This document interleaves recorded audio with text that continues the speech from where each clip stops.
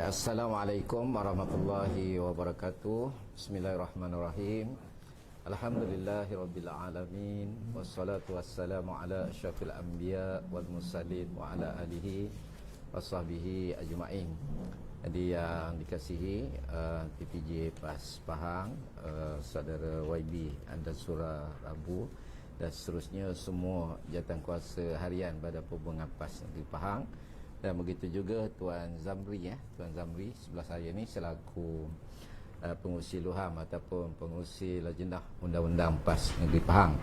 Dan kemudian pada rakan-rakan wartawan lah, saudara ni Abang Zaid dan semualah sahabat-sahabat wartawan yang hadir pada petang ni. Pertama kita bersyukur dengan iman dan Islam, dan kemudian terima kasihlah atas kesudian untuk hadir pada sidang media pada hari ini. Dan sidang media pada hari ini ialah bertujuan untuk kita membicarakan sedikit perkara yang berkaitan enakmen jenayah syariah Kelantan yang telah dibatalkan oleh pihak kehakiman persekutuan pada baru ni sebanyak 16. Jadi apa yang nak kami bicarakan pada hari ini ialah pertamanya ialah sedikit kebimbangan lah, kerana Negeri Pahang juga ada enakmen jenayah syariah. Jadi sehingga kini kita tidak mendengar sedikit pun ulasan-ulasan daripada pihak kerajaan negeri, terutama daripada Esko Agama lah, berkaitan dengan perkara tersebut di Negeri Pahang. Jadi untuk itulah pada hari ini kita buat sedikit sidang akhbar untuk kita menyatakan kebimbangan dan juga solusi ataupun sedikit pandangan lah untuk berkaitan dengan perkara tersebut. Jadi untuk itu saya nak silakan Tuan Zamri. Tuan Zamri sekali lagi adalah pengurusi Lajnah Undang-Undang, seorang peguam lah Negeri Pahang, pengurusi Lajnah Undang-Undang PAS Negeri Pahang. Jadi saya silakan saudara Zamri, Tuan Zamri untuk menjelaskan perkara tersebut, insya-Allah. Bismillahirrahmanirrahim. Assalamualaikum warahmatullahi wabarakatuh dan selamat sejahtera. Di antara perkara yang ingin kita tekankan dalam sidang media ini adalah berkenaan dengan sebagaimana yang dinyatakan oleh Suruhjaya tadi, selepas lebih kurang seminggu keputusan di dalam kes Ni Elin Zorina terhadap Kerajaan Negeri Kelantan yang telah memutuskan beberapa peruntukan undang-undang di dalam enakmen Kanun Jenayah Syariah 2019 Negeri Kelantan diisytiharkan sebagai tidak sah. Jadi lanjutan daripada keputusan kes tersebut, saya juga telah meneliti kepada di Negeri Pahang sama ada atau tidak terdapat peruntukan yang intipatinya sama seperti di dalam kes tersebut yang dibatalkan. Dan sehubungan itu saya telah meneliti enakmen nombor 11 Negeri Pahang, iaitu enakmen kesalahan jenayah syariah 2013. Dari penelitian saya dalam peruntukan undang-undang yang telah dibatalkan tersebut, pada penelitian saya terdapatnya 5 peruntukan undang-undang yang intipatinya sama dengan yang dibatalkan tersebut. Di antaranya adalah seperti contohnya Seksyen 28 enakmen kesalahan jenayah syariah Negeri Pahang, iaitu peruntukan berkenaan muncikari ataupun bapa ayam kalau dalam bahasa biasa ni lah. Dan seterusnya adalah penyalahgunaan tanda halal Seksyen 51 enakmen kesalahan jenayah syariah Pahang, memusnah mencemarkan masjid, surau dan sebagainya. Dia agak berbeza sedikit dengan enakmen Negeri Kelantan tersebut, di mana dalam enakmen Negeri Kelantan tersebut lebih luas, memusnahkan atau mencemarkan tempat beribadat. Itu di antara yang saya highlightkan. Ada beberapa lagi.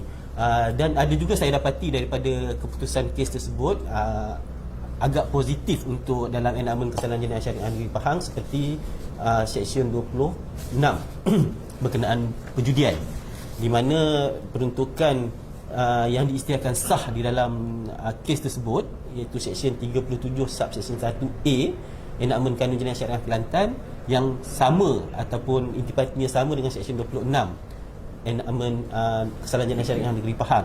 Jadi kalau berdasarkan keputusan tersebut, Seksyen 26 enakmen jenayah syariah di Negeri Pahang ni adalah sah lah.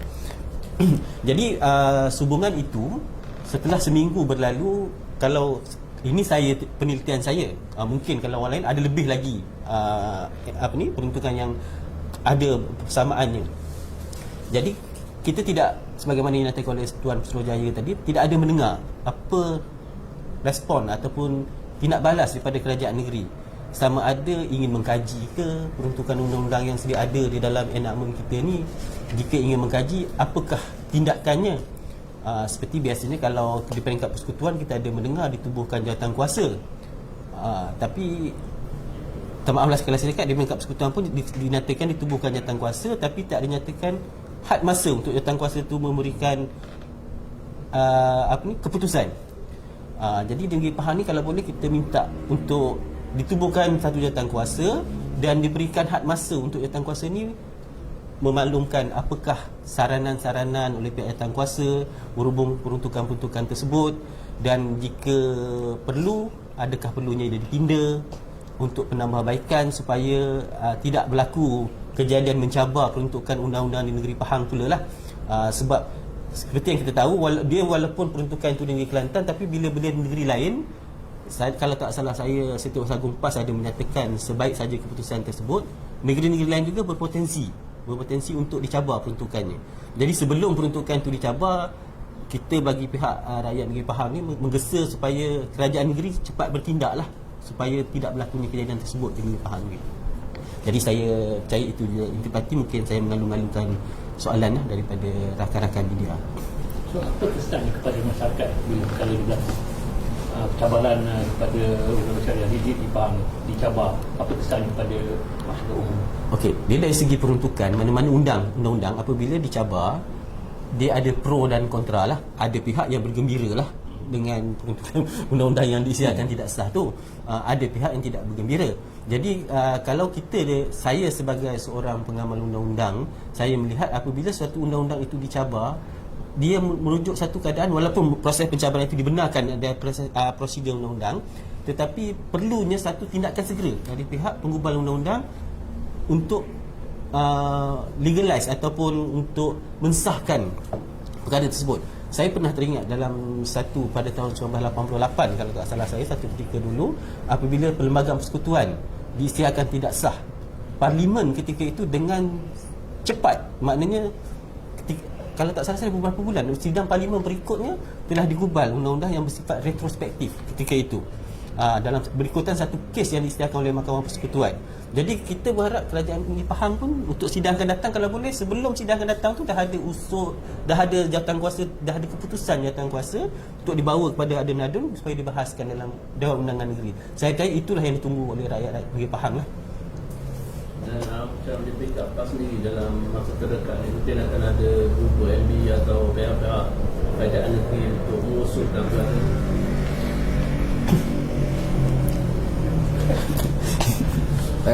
Setakat ni belum lagi lah. Cuma kami ada juga berbincang kaitan dengan perkara tersebut. Tapi kita akan melihat dulu respon lah.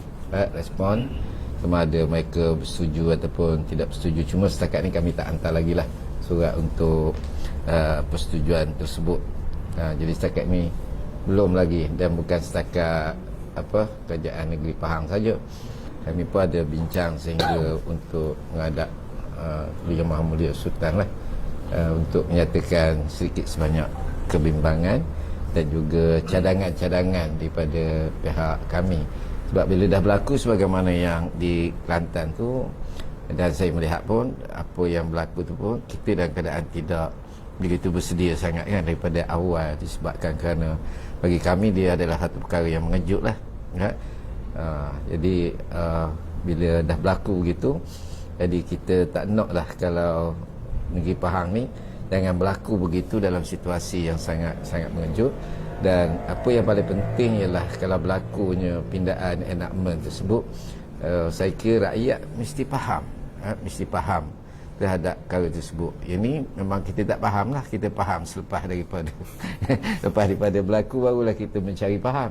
Jadi sebelum daripada itu, kalau nak buat pindaan, maknanya kena beri penjelasan dulu supaya kita dapat faham sama ada itu perkara yang baik untuk rakyat Negeri Pahang di sudut undang-undangnya, ataupun perkara itu akan berikan kesan yang buruk lah Jadi sebagaimana sebut tadi, insya-Allah kami akan cubalah untuk buat pertemuan-pertemuan bagi menyatakan kebimbangan kami ini, insya-Allah. Adakah pihak Tasnibi juga kalaulah tiada respon daripada pihak kerajaan akan bawa perkara ini dalam sidang DUN akan datang? Ada kemungkinan tak? InsyaAllah kalau sekiranya di sana ada ruang dan kita semua pun faham sidang DUN ni waktu yang diberikan pada kita ni terlalu sedikit, dari setiap adun pun boleh bercakap dalam tempoh 7 minit sahaja. Dalam keadaan kita pun nak bercakap tentang isu-isu setempat kan, keperluan isu setempat, apatah lagi ni adalah satu isu topik yang sangat berat yang melibatkan undang-undang, dah tentulah memerlukan masa yang panjang ada begitu. Ustaz, maksudnya tadi dengan keadaan ini berada perbincangan belum lagi lah setakat ni belum. Jadi maksudnya adakah akan mengusulkan dia di antara tujuan dia kita buat press statement pada hari ini adalah supaya pihak kerajaan beri respon kepada kita. Sebab tak ada langsung respon daripada dia walaupun satu patah perkataan, dan malahan kita juga dimaklumkan ada juga press yang tanya pun dia tak nak jawab, dia melarikan diri. Dan kan benda ni isu besar, bukan isu kecil. Kita tambah sikit, kita bersedia untuk bekerjasama dengan kerajaan negeri dalam perkara ini.